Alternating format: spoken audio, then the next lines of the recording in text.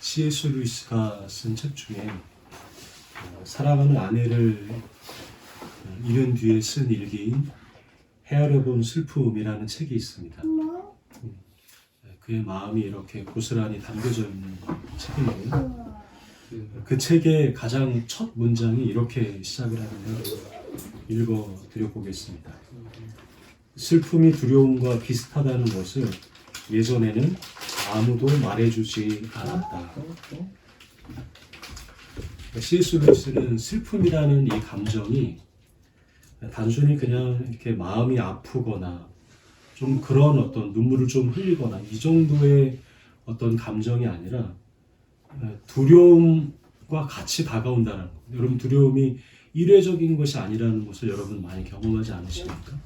슬픔도 마찬가지라는 것이죠. 사람의 마음에 끊임없이 파도처럼 조금 괜찮아진 듯 하는데 다시 또 다가오고 다시 또 파도처럼 다가오는, 그래서 나 자신을 마치 문을 걸어서 잠근 것 같은, 아무에게도 자신을 드러내고 싶지 않은 그런 극심한 공포감을, 이 슬픔이라는 감정을 느끼면서 이 루이스가 실제로 경험을 하게 됩니다. 오늘 우리가 읽었던 이 성서일과 이 복음서의 본문에도 이 슬픔이라는 극심한 고통과 두려움 가운데 있었던 한 여인, 바로 빈 무덤 앞에 서 있었던 마리아가 오늘 본문에 등장합니다. 예수님이 금요일 날 처참한 골고다 언덕의 십자가에서 돌아가시지 않습니까? 그러니까 마리아는 금요일 날 어찌 보면 그 슬픔을 온전히 다 표현하기도 어려울 만한 분위기였었을 것입니다. 예수님이 죽었다라는 것을 표현하고 드러내고 그거를 가지고 그 슬픔을 원천하에 드러내면 자기 자신도 문신하기가 어려운 상황이었기 때문이었겠죠. 그 금요일이 지납니다. 그리고 안식일을 지켜야 했겠죠. 유대인이었기 때문에. 그 안식일을 지키는 마리아의 마음이 어떠했겠습니까? 그리고 주님은 안식일 다음 날, 그러니까 우리에게는 주일인 것이죠. 주일 새벽에, 새벽 미명에 부활하십니다. 그리고 마리아는 이 안식일 다음 날 새벽에 빈 무덤으로 찾아가게 됩니다. 그리고 그곳에서 그동안 꾹꾹 눌렀던, 아니면 어쩌면 자기 스스로조차도 이게 슬픔인지 두려움인지조차 잘 인지하기 어려운 지연된 슬픔이 이 예수님의 빈 무덤 앞에서 터져 나오기 시작합니다. 여러분, 슬픔이, 두려움이 너무 크면 내 옆에서 무슨 일이 일어나도 구분하기가 어렵습니다. 우리는 이 본문을 보면서 예수님이 마리아의 옆에 계셨다라고 성경에 기록하고 있는데, 마리아는 그가 예수님인 줄을 전혀 몰라보는 것이죠. 왜 그랬을까? 여러 가지를 성경 영문학자들이 얘기하겠지만, 저는 그녀의 슬픔이 이루 말할 수 없는 극심한 두려움과 이루 말할 수 없는 그의 슬픔 가운데 빠져 있었기에 예수님을 예수님으로도 볼 수 있을 만한 마음의 여지가 남아있지 않았던 게 아닐까라는 이 부분을 묵상하며 생각을 하게 됐습니다. 그러니까 눈물이 흐르고 슬픔이 가려지니까 시야를 가리게 되는 것이죠. 그리고 고통이, 극심한 고통 가운데 있으니 이 자신의 정상적인 감각을 회복할 수가 없는 것입니다. 여러분, 우리들도 극심한 슬픔 가운데 빠질 때 그 슬픔이 두려움인지 고통인지 구분하기가 어렵고, 그리고 우리의 감각은 현저히 떨어지게 되죠. 누가 뭐라 말하는지도 들리지 않고 내가 보는 것이 무엇인지도 인식하기가 어렵다라는 것입니다. 마리아의 슬픔이 얼마나 여러분 컸을까라는 부분을 그렇게 한번 우리는 머릿속에 그려만 보는 것이죠.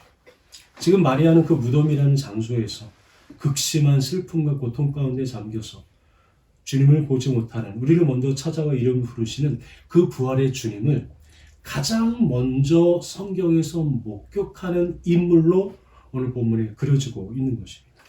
우리 11절의 말씀을 한번 보도록 하시겠습니다. 다시 한번 11절을 읽어보겠습니다. 마리아는 무덤 밖에 서서 울고 있더니 울면서 구부려 무덤 안을 들여다보니. 아멘. 예수님의 부활을 다른 복음서에서도 기록을 하고 있는데 오늘 우리가 함께 이 본문으로 삼고 있는 요한복음에는 다른 복음서보다 조금 더 그날의 사건이 자세하게 기록이 되어 있습니다. 안식일 새벽 예수님 무덤에 찾아온 막달라 마리아는 무덤 입구를 막은 돌이 옮겨져 있는 것을 지금 보게 됩니다. 놀라게 되죠. 이게 누가 옮겼는가? 이게 옮겨져 있으면 안 되는 상황이었는데 무덤 문에 옮겨져 있고 그리고 그 안을 들여다보았다라고 성경은 기록합니다. 이 막달라 마리아가 무덤 입구를 막은 돌이 옮겨져 있는 것을 보고 가장 먼저 하는 행동이 무엇이냐면 이 사실을 베드로와 요한에게 알립니다. 지금 무덤 문이 옮겨져 있다. 무덤 문이 지금 옮겨져 있다라고 얘기하고 두 제자가 앞다투어서 성경을 띄어서 이 비무덤 앞으로 왔다라고 기록을 하고 있어요. 여러분 혹시 그 어떤 이 성경을 기록하고 있는 그림들을 보면 이 두 제자 베드로와 요한이 뛰는 요한이 좀 더 요한이 좀 더 잘 달리나 봐. 베드로가 좀 뒤쳐져 있고 이 장면을 수많은 화가들이 그린 아주 재밌는 장면들이 있어요. 어찌됐든 그렇게 해서 이 두 제자와 막달라 마리아가 다시 예수님의 빈 무덤 앞으로 찾아오게 되죠. 와서 봤더니 아니나 다를까 무덤을 막은 돌에 굴려져 있었고 그 안에 있어야 될 예수님의 시신은 깜짝같이 사라져 버린 것입니다. 아무리 주변을 찾아도 없어서인지 그 두 제자는 어떻게 하냐면 그 자리를 떠납니다. 근데 이 부분이 조금 약간 좀 당황스러운 부분이에요. 누구에게? 마리아에게 말이죠. 지금 마리아는 같이 있는 거거든요. 그러면 마리아를 같이 데리고 가든지 아니면 마리아와 함께 끝까지 주변을 물색하며 찾아보든지 했어야 되는데 남자들이란 여기 내가 살 게 없다라고 느껴지는 순간 자리를 떠나버리는 것이죠. 왜 갔는지는 모릅니다. 어쨌든 그 자리를 떠났다라고 성경은 기록하고 있는 것이죠. 지금 빈 무덤 앞에 덩그러니 남아있는 사람은 마리아밖에 없는 것이죠. 막달라 마리아. 모든 것이 당황스러운 그 상황 속에서 마리아는 울고만 있는 것이죠. 그리고 그 울음은 마치 며칠 동안 참았던 눈물이 터지는 것처럼 자기 자신도 절제할 수 없는 지연된 슬픔이 빈 무덤 앞에서 빈 무덤을 보면서 터져나와 버린 셈입니다. 마리아가 그런 눈으로 눈물로 앞을 가린 그 마리아가 그런 눈으로 무덤 안을 들여다보는 장면이 11절의 말씀이에요. 그런데 놀랍게도 그 안에 누군가가 모였다라고 기록합니다. 12절을 한번 보실까요? 같이 읽겠습니다. 흰옷 입은 두 천사가 예수의 시체를 이었던 곳에 하나는 머리편에 하나는 발편에 앉았더라. 아멘.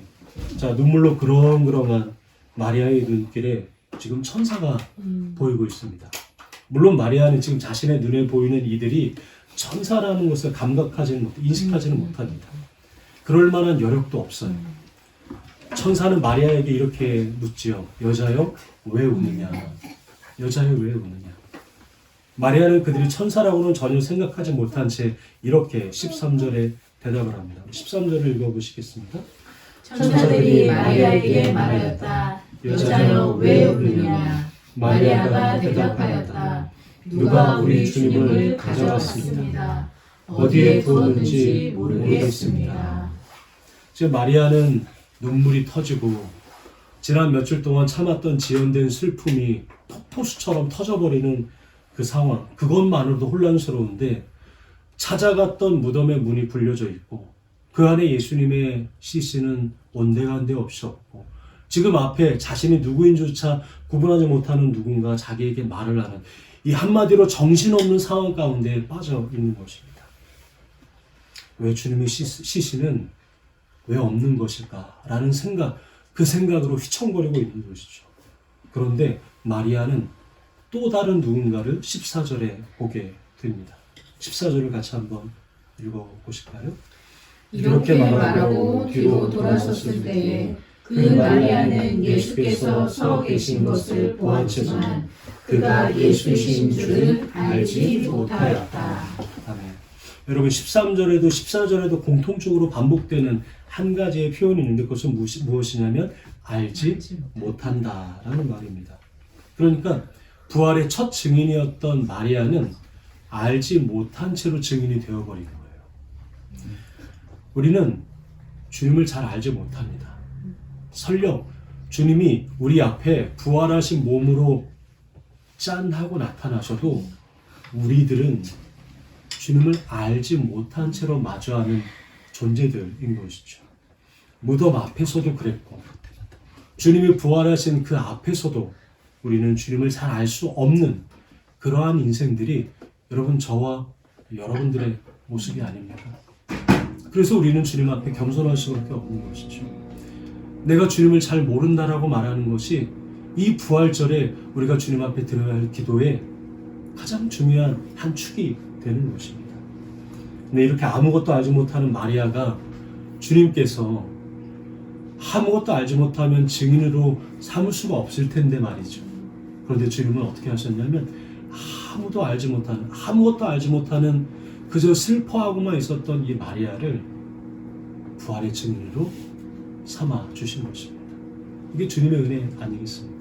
우리는 주님을 아직 잘 모르지만 주님이 그러한 저와 여러분들을 부활의 증인으로 이 자리로 초대해 주신 것이지 않겠습니까? 마리아가 그가 동산직인 줄 알고 여보세요. 당신이 예수님을 옮겨 놓았거든 어디에 두었는지를 내게 말해 주십시오. 내가 그분을 모셔가겠습니다. 라고 대답을 합니다. 주님은 천사들이 물었던 질문에 한 가지를 더하여서 이렇게 물으십니다. 여자여 왜 울고 있느냐? 누구를 찾느냐? 천사들도 마리아에게 왜 울고 있느냐 이렇게 묻죠. 근데 예수님이 거기에 한 가지를 덧붙이신 것은 누구를 찾느냐라는 질문을 더해 주십니다. 여러분 슬퍼하는 사람은 울고 있는 사람은 모두 다 누구를 찾고 있는 사람이기 때문인 것입니다. 우리의 마음에 슬픔이 찾아오는 이유가 무엇일까요? 우리가 무엇인가를 잃어버렸기 때문이 아니겠습니까? 물건을 잃어버려서 슬프고 사람을 잃어버려서 슬프고 주님을 잃어버려서 우리가 눈물로 슬퍼하며 살아가는 인생, 바로 그러한 인생이 마리아였고 또 그러한 인생이 오늘 저와 여러분들의 삶이기 때문입니다. 무언가를 잃어버렸기 때문에 슬퍼하는 우리에게 다가오셔서 주님이 말씀하시는 질문을 이것입니다. 네가 지금 누구를 찾느냐? 우리의 슬픔을 근본적으로 채우시리라 라고 말씀하시는 주님의 대답이지 않으시겠습니까? 오늘 우리가 맞이한 이 부활절은 바로 우리가 진정으로 잃어버린 것을 찾게 하시는 주님께서 더 이상 죽음 가운데 갇혀있지 않으시고 우리와 함께 생명으로 일어나시는 것을 찾아주시고자 우리에게 다가오신 날이 바로 오늘 우리가 마주하는 이 부활의 예배인 것입니다. 그리고 우리의 눈에 흐르는 그 슬픔의 눈물 때문에 내가 겪고 있는 슬픔이 무엇인조차 잘 알 수 없는 우리들에게 오셔서 우리가 잃어버린 것을 찾아주시겠다라고 약속하시는 분이 바로 부활의 주님이신 것입니다. 그런데 마리아는 자신의 눈앞에 있는 부활하신 주님을 보면서도 재차 말씀드리지만 알아보지 못하고 그저 그 예수님을 동산을 지키는 동산지기로만 여기고 있습니다. 여러분 동산지기라는 말은 일종의 그 동산을 가꾸는, 그러니까 일종의 정원사라고 보시는 것이 가장 적절한 표현입니다. 정원사가 하는 일은 무엇인가요? 거칠어지는 것들을 낫과 삽과 이런 도구들을 들어서 정원을 돌보는 사람이지 않습니까? 근데 어찌 보면 마리아가 잘못 판단해서 예수님을 정원지기로 여겼지만 어찌 보면 그가 여겼던 정원지기와 같은 분이 바로 부활하신 주님의 모습일 수도 있겠다라는 생각을 저는 이 말씀을 하면서 하게 되었습니다. 여러분 지금 주님이 어떻게 부활하신 것이라고요? 정원지기의 모습처럼 마리아가 그렇게 여길 만큼 수더분한 정원지기의 모습처럼 그렇게 부활하신 모습으로 다가온 것입니다. 여러분 우리가 주님이라면 어떻게 부활하실까요? 이렇게 부활하지 않았을까요? 거대한 군인들과 엄청난 휘황찬란한 어떤 그러한 이 배경을 가지고 면류관을 탁 쓰고 엄청난 망토를 휘두르며 부활하고 싶지 않겠습니까? 그런데 주님은 그렇게 부활하지 않으시죠? 빈 무덤에서 누가 봐도 정원지기의 모습처럼 거칠어버린 우리의 마음을 정리하시고 모관한 나무와 수풀들을 가지를 쳐주시는 그러한 모습으로 그렇게 우리의 삶을 정돈해 주시고 다시금 새롭게 하시는 그러한 모습으로 평범한 인간의 모습으로 땀 흘리는 모습으로 부활해 주신 분이 바로 예수 그리스도이십니다. 어찌되었든 마리아는 지금 자신의 앞에 있는 일을 동산지기로 알고 그가 예수님의 시신을 어디다 치운 것이라고 의심하게 됩니다. 그때 바로 그때 동산지기로만 알고 있었던 그분이 마리아를 이렇게 부르십니다. 16절입니다. 16절을 같이 한번 읽어보겠습니다. 예수께서 마리아야 하시거늘 마리아가 돌이켜 히브리 말로 라보니 하니 이는 선생님이라는 말이라. 아멘. 라보니 마리아야 라보니. 슬픔 속에서 어디가 어딘지 구분하지 못하는 마리아를 예수님은 그 마리아의 이름을 선명하게 불러주셨습니다. 마리아야. 그 주님의 부르심을 듣는 순간 마리아가 예수님이시라는 사실을 깨닫게 돼요. 우리도 마찬가지 아니겠습니까? 우리의 삶에서도 주님이 먼저 우리에게 다가오셔서 우리를 불러주시는 은혜가 있을 때만이 우리는 부활의 주님을 알아볼 수가 있습니다. 부활의 주님을 우리는 삶의 주님으로 고백하며 살아갈 수 있는 것이죠. 내 지식과 나의 경험과 나의 익숙한 생각으로는 우리는 살아계신 부활하신 주님을 잘 알아보지 못하는 연약한 존재들이기 때문입니다. 마리아는 너무도 반갑고 놀라웠던 것 같아요. 그래서 주님께 다가가게 됩니다. 그리고 주님을 안고 싶었던 것처럼 보여지는 장면입니다. 주님께 다가가죠. 바로 그 순간에 주님께서 우리에게 해주시는 말씀이자 아주 중요한 한 마디의 말씀을 17절에 해주십니다. 17절을 같이 한번 읽어보시겠습니다. 예수께서 이르시되 나를 붙들지 말라. 내가 아직 아버지께로 올라가지 아니하였노라. 너는 내 형제들에게 가서 이르되 내가 내 아버지 곧 너희 아버지 내 하나님 곧 너희 하나님께로 올라간다 하라 하시니. 아멘. 여러분, 예수님이 마리아에게 급히 하시는 말씀이 무엇이냐면 내게 손을 대지 말아라 이렇게 말씀하십니다. 공동번역에서는 이 부분을 이렇게 번역합니다. 나를 붙잡지 말아라 이렇게 말씀하십니다. 저는 이 부분이 좀 이상하다라는 생각을 하게 되었습니다. 마리아의 입장에서 보면 얼마나 반가웠겠습니까?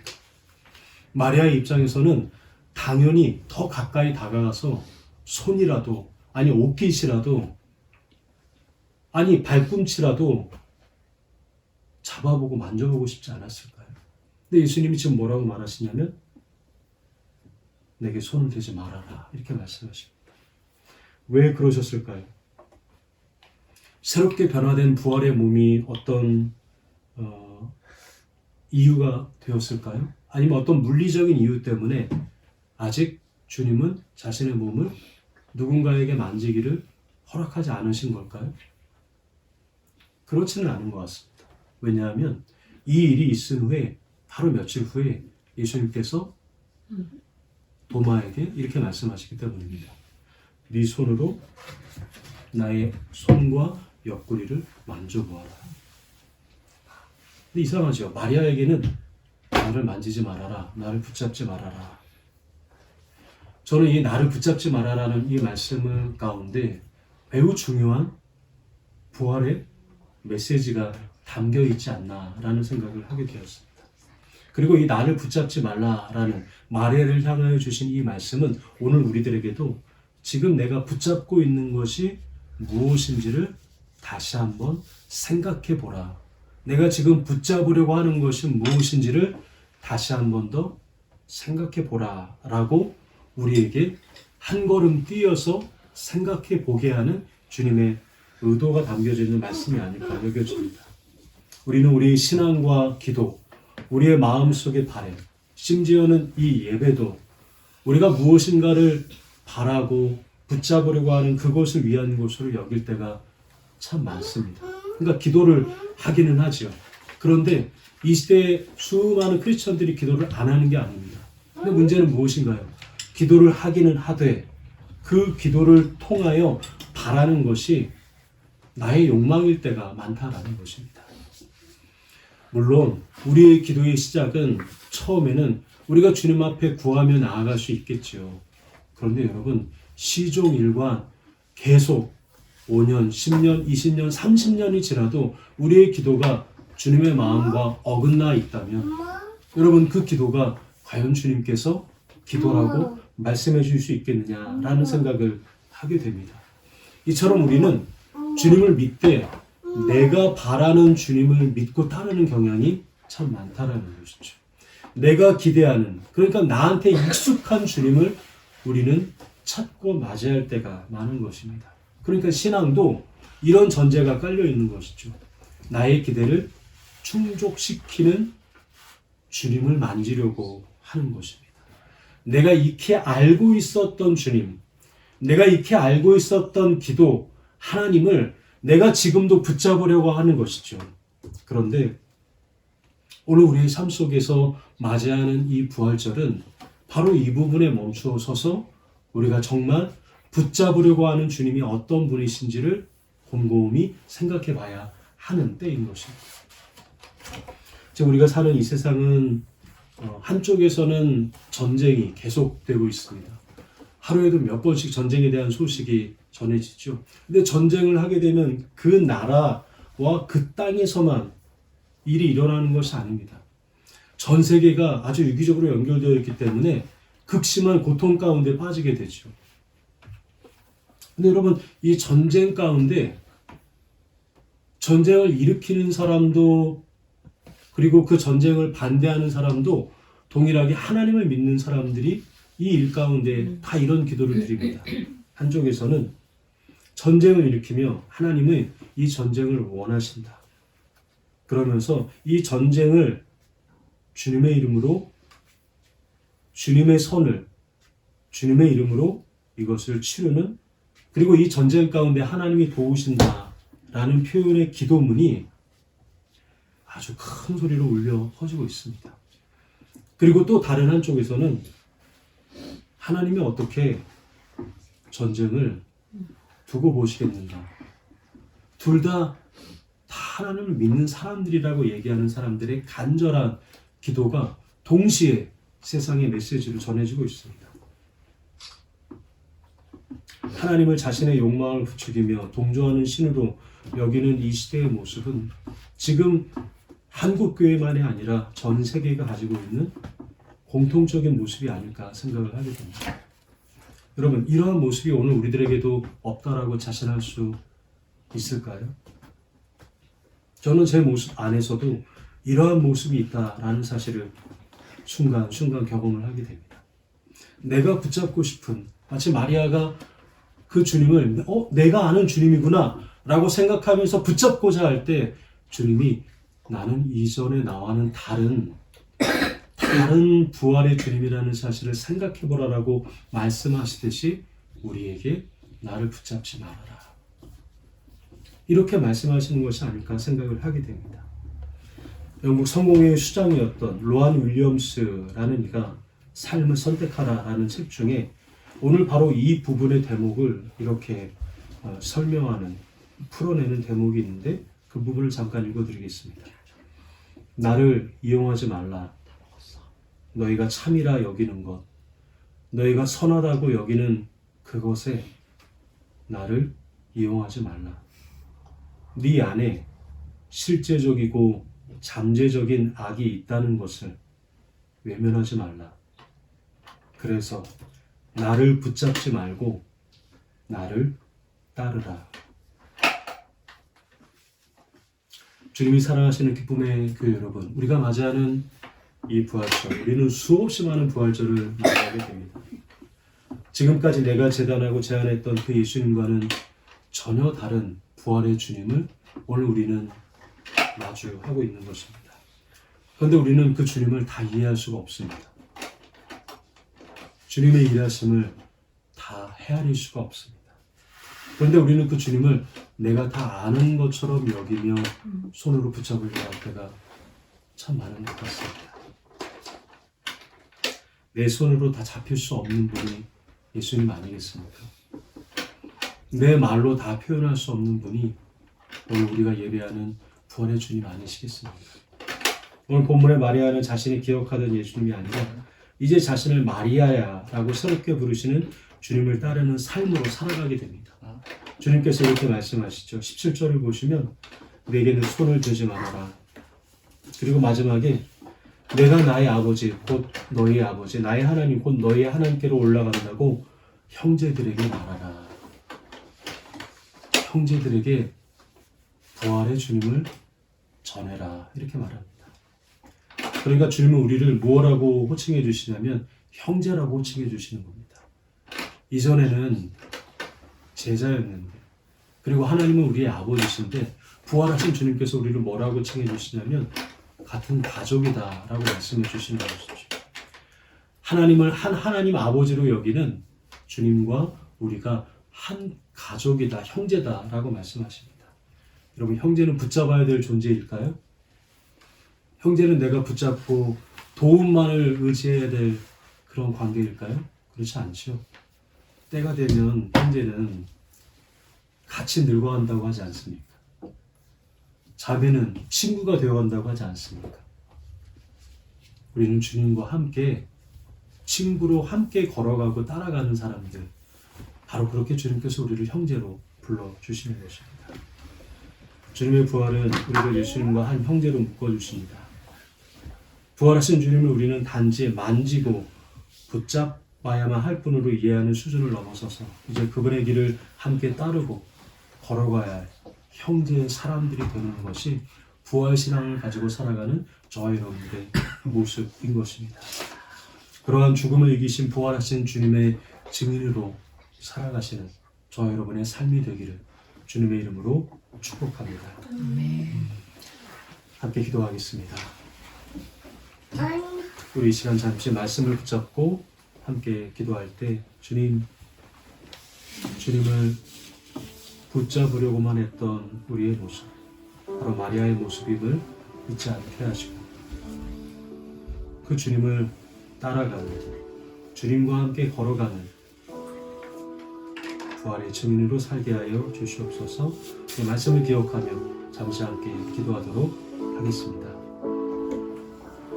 주님, 나를 만지지 말라 말씀하신 주님의 음성을 다시 생각합니다. 주님을 단지 붙잡고 이용하고 제한하는 삶에서 이제 우리는 부활의 길을 함께 따르며 주님과 함께 한 믿음의 형제의 삶을 살아가게 하심을 말씀해 주시니 감사합니다.